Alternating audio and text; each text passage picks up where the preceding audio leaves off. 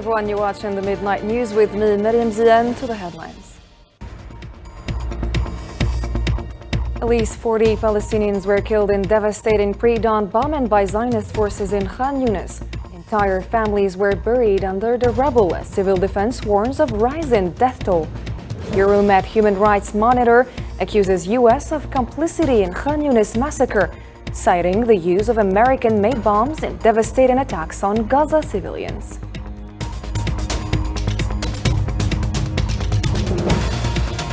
Ex-Palestinian Ministry reports 32 deaths and 100 injuries in 24 hours amid ongoing aggression. Meanwhile, WHO Director General urges immediate ceasefire as aid efforts fail. Hamas leader warns of regional threats and calls for urgent action.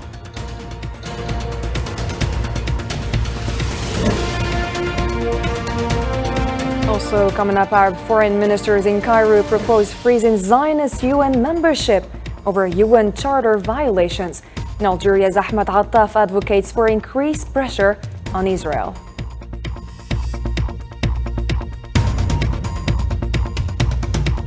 An Algerian president received congratulations from world leaders on re-election. Sahrawi president praises Algeria's firm stance on the Sahrawi cause.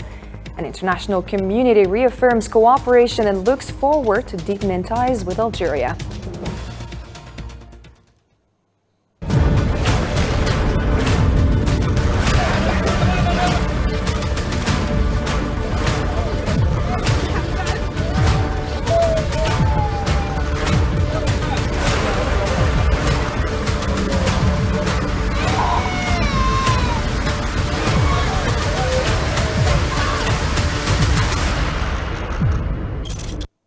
Welcome again to the details of our program. At least 40 Palestinians were killed in a new massacre at dawn today. Zionist occupation forces targeted the tents of displaced families in the Al Mawasi area of Khan Yunis in southern Gaza. Civil defense teams reported that they are still recovering the bodies and that the death toll is expected to rise as entire families remain buried beneath the sand due to the heavy bombing. Heavy concussion missiles were used in the attack, leaving a scene of devastation and tragedy.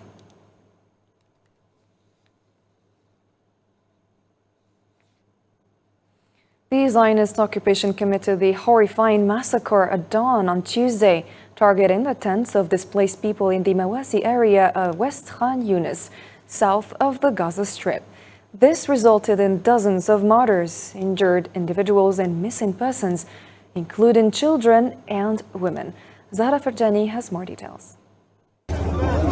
There are no designated safe zones in Gaza. Although the Zionist entity permits Palestinians in the Strip to move and settle in certain areas, it subsequently bombs those very locations.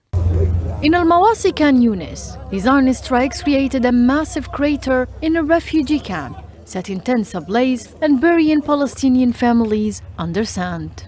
They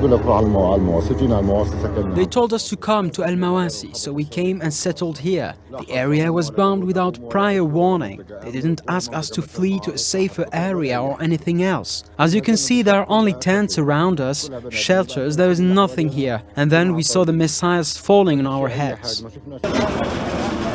A massacre claimed the lives of dozens of martyrs, leaving many missing and wounded, most of whom were children and women. Entire families were wiped out, erased from civil registers. According to civil defense, 20 tents were obliterated and left without a trace due to the occupation's bombing. We were sleeping. Suddenly it was like a tornado, a pile of stones, smoke, fire, the trees were burning. My daughter on one side. My youngest daughter was under the rubble. The other one was martyred and I got injured.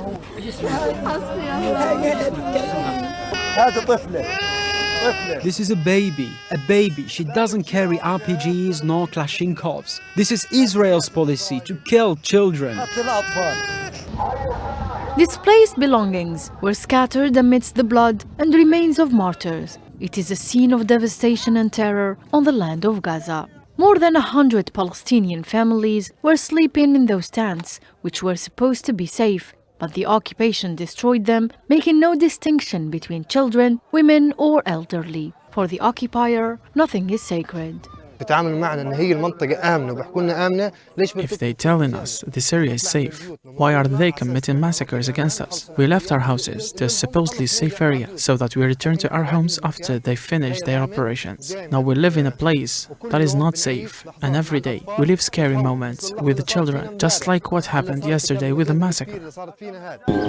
In their pursuit to kill as many as possible, the occupiers dropped over 5 heavy missiles on displaced people tents, causing massive destruction and creating deep craters. The ongoing genocide in Gaza sees daily Zionist massacres with no intervention, leaving survivors among the displaced in constant danger and awaiting their turn for further attacks.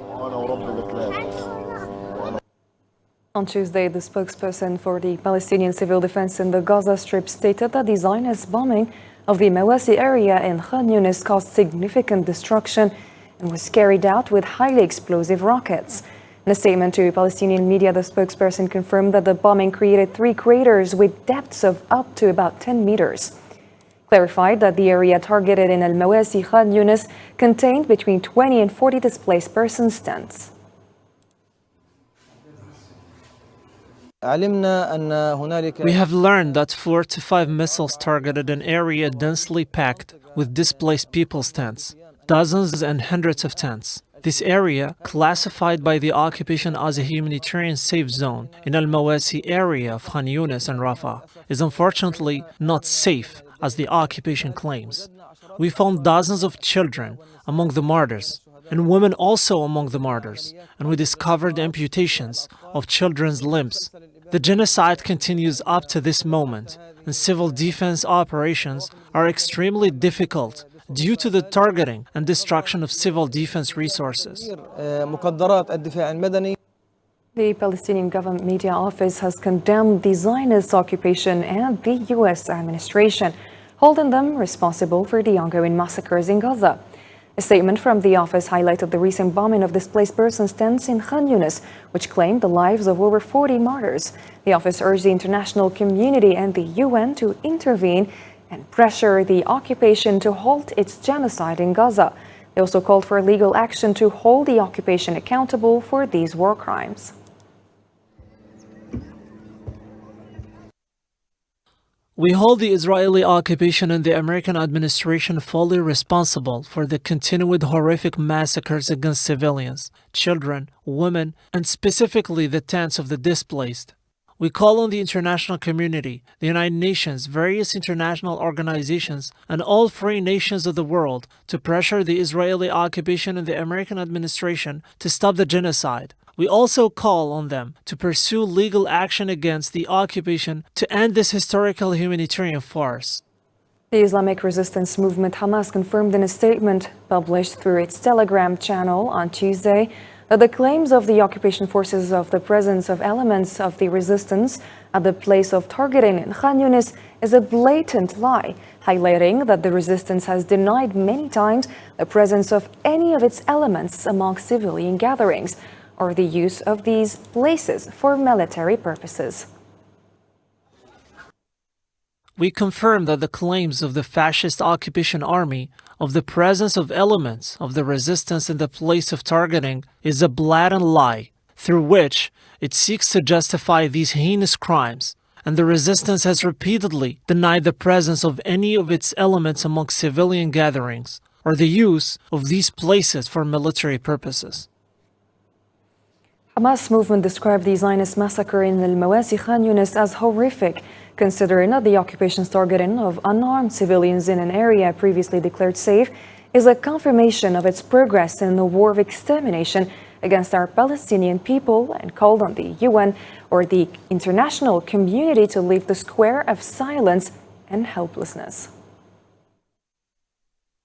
This brutal targeting of unarmed civilians in an area that was declared safe by the occupation army is a confirmation of the Nazi occupation government's continuation of the war of extermination against our Palestinian people. deliberately committing heinous massacres against them, regardless of international or humanitarian law. In the face of these repeated brutal massacres against civilians and displaced people, the international community, the United Nations, and all political, humanitarian, and judicial institutions are called upon today to leave the square of silence and helplessness and assume their responsibility to stop this Holocaust that has been going on for 11 months.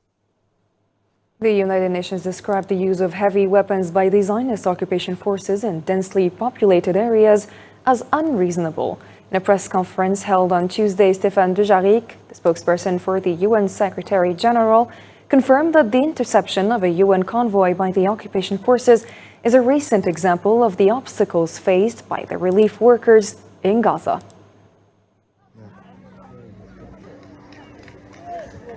The Secretary General is deeply alarmed by the continued loss of life in Gaza. He strongly condemns today's Israeli airstrike in an Israeli designated zone for displaced persons in Khan Yunis. The use of heavy weapons in densely populated areas is unconscionable. Palestinians had moved to this area in Khan Yunis in search for shelter, in search of safety, after being repeatedly instructed to do so by the Israeli authorities themselves. As the Secretary General has repeatedly said, there is no safe place in Gaza. He repeats yet again his call for an immediate ceasefire. The Euro-Mediterranean Human Rights Monitor has accused the United States of being complicit in the Mawasi Khan Yunis massacre due to its support for the occupation. The Monitor's statement revealed that Zionist warplanes used 3 American-made MQ-84 bombs in the attack and emphasized that Gaza civilians are suffering from the occupation's severe violations of international humanitarian law.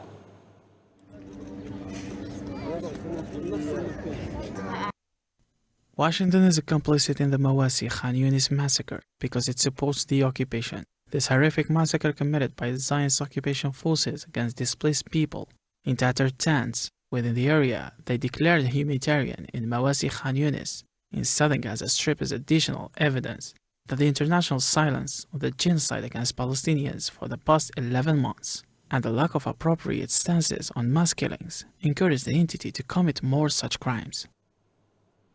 The Palestinian Ministry of Health in Gaza reported that the occupation forces committed 3 massacres, resulting in the death of 32 Palestinians and injuries of 100 others within 24 hours.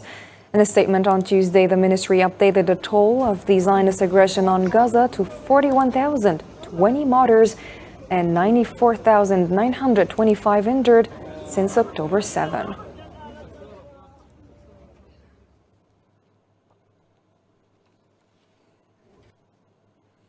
The World Health Organization confirmed that vaccination campaigns and the flow of medical aid to the Gaza Strip remain ineffective due to the escalating Zionist bombing and worsening humanitarian conditions.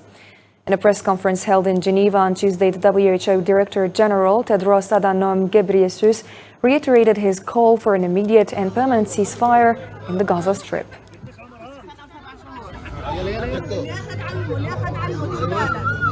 The deadly airstrikes today in Khan Yunis once again highlight the urgent need for ceasefire. People in Gaza are repeatedly asked to move, yet areas that are supposed to be safe are being bombed. No vaccine, no medicine can help the people in Gaza if they are being killed and living in horrific conditions.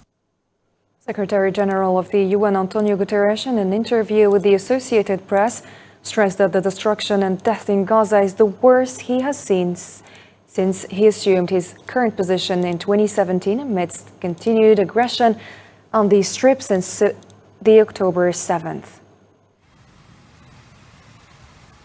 And of course, the UN would be available to support any ceasefire according to whatever the international community would require for us, and if the parties would accept it. And the ceasefire is an absolute must. As I said, the level of suffering we are witnessing in Gaza is unprecedented in my mandate as Secretary General of the United Nations. I've never seen such a level of death and destruction as we are seeing in Gaza in the last few months. Hamas leader Osama Hamdan has warned that the Zionist occupation's aggression not only threatens Palestinians but also endangers the wider Arab world. Speaking ahead of an Arab foreign ministers meeting, Hamdan called for urgent action to pressure the occupation and its supporters to end the attacks on Gaza and stop the ongoing genocide. In the face of all these crimes and violations, we place our Arab brothers and supporters before their historical and difficult responsibilities.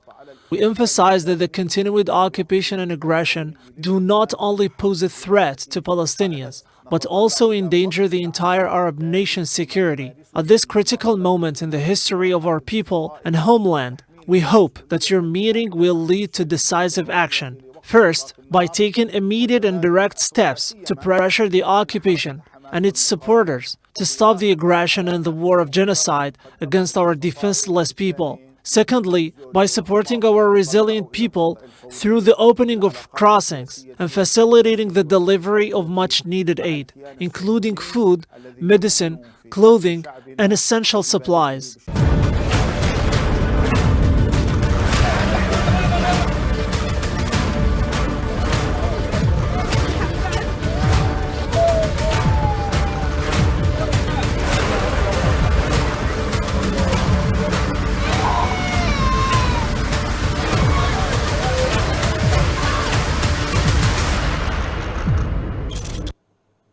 Arab foreign ministers meeting in Cairo decided to initiate steps to freeze the membership of the Zionist entity in the UN General Assembly in view of its failure to adhere to the principles of the UN Charter and its threat to international peace and security, in addition to its failure to fulfill its obligations that were a condition for accepting its membership in the UN.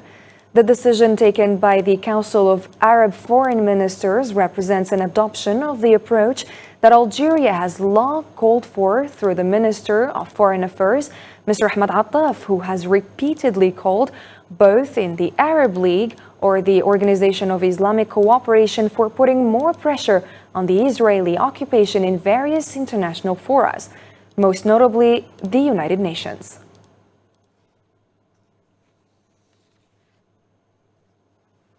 Algerian Foreign Minister Ahmed Attaf participated in the 162nd Arab League Council session on Tuesday in Cairo.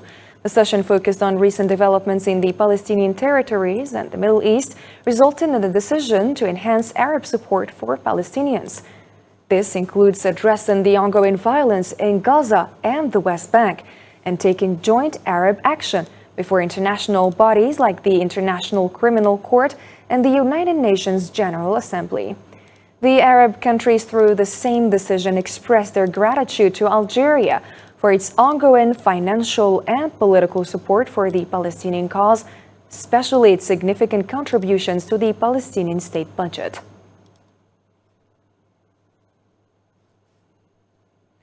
The member states of the committee agreed on a series of practical steps to enhance Arab action at the international level to confront and address these policies practices by all possible means.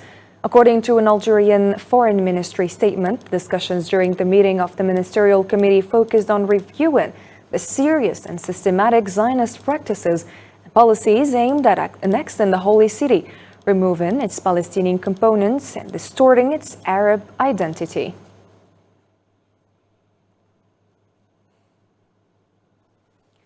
Algerian Foreign Minister Ahmed Attaf, on the sidelines of the 162nd Arab League Council session in Cairo, discussed various matters of mutual interest with his Egyptian counterpart, Badr Abdelati. The two ministers exchanged views on the developments in the Palestinian issue amid the ongoing genocide in Gaza and the multi-front escalation.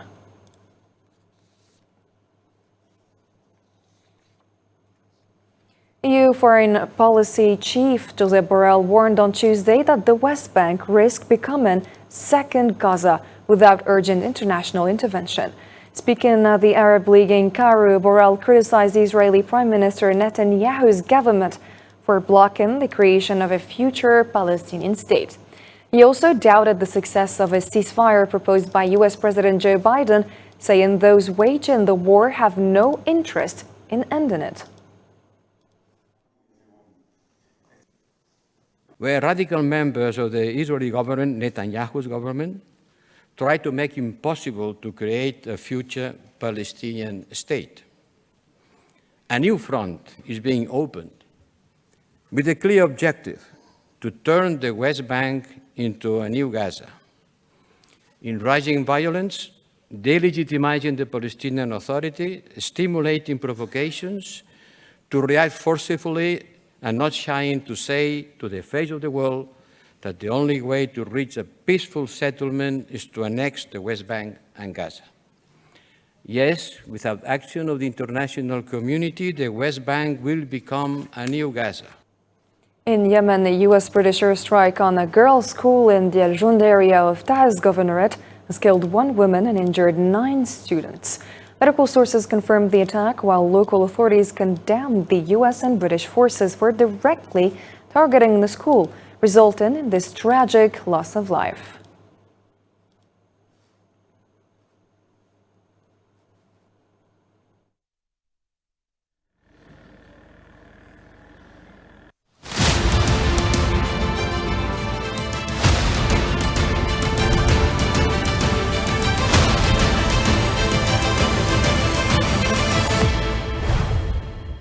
Next news on the Algerian presidential election. Stay here.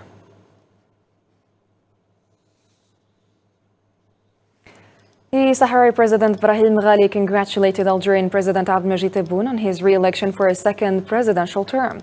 Ghali also condemned Algeria's unwavering support for its rightful and legitimate fight for freedom and independence.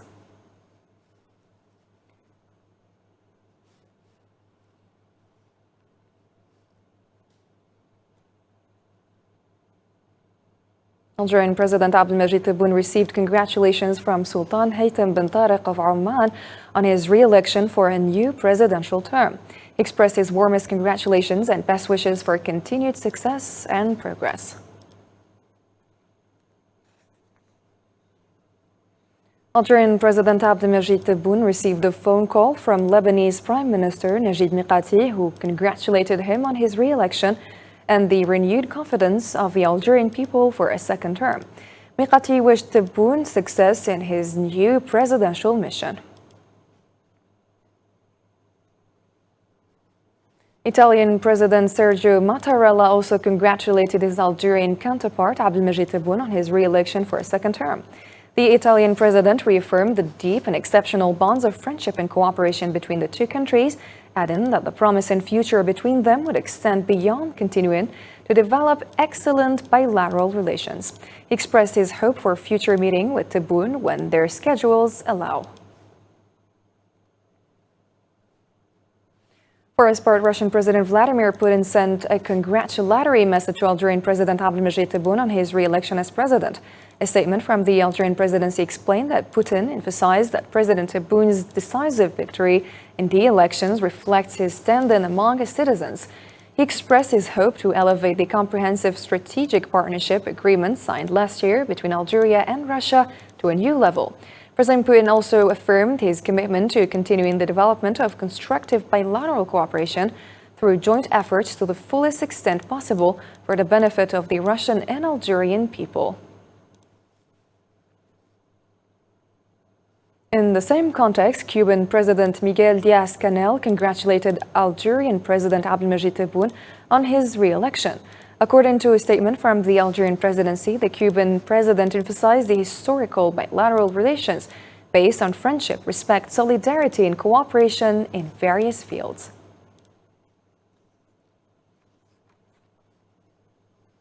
Nicaraguan President Daniel Ortega Saavedra and Vice President Rosario Murillo, on behalf of themselves and their people, extended heartfelt congratulations to Algerian President Abdelmajid Tebboune for his victory on September 7 and the trust he has earned from the Algerian people. Nicaraguan President and Vice President expressed the affection and brotherhood that the people of Nicaragua hold for the Algerian people, wishing stability and prosperity for all Algerians.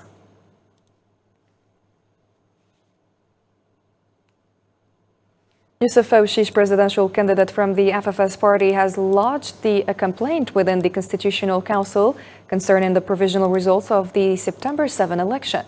After his meeting with the Council's President, Omar Belhaj, Awshish confirmed that his complaint is through and meets all legal requirements, hoping that it will ensure the protection of the people's will.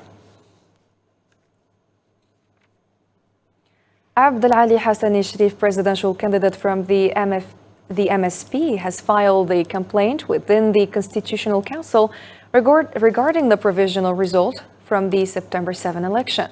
He expressed strong confidence in the Council's fairness and its investigative capabilities, urging corrections to errors in the preliminary results announced by the Independent National Authority for Election.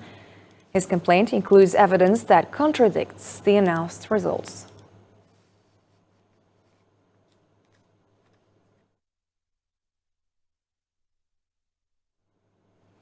In other developments, Algerian Foreign Minister Ahmed Attaf exchanged views with his Egyptian counterpart Badr Abdelati on many issues of mutual interest.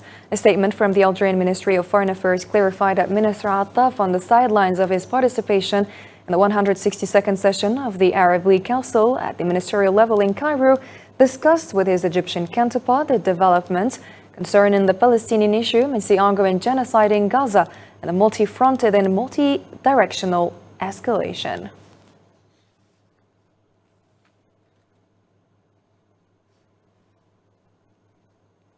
Ladies and gentlemen, thank you for following our program and have a good night.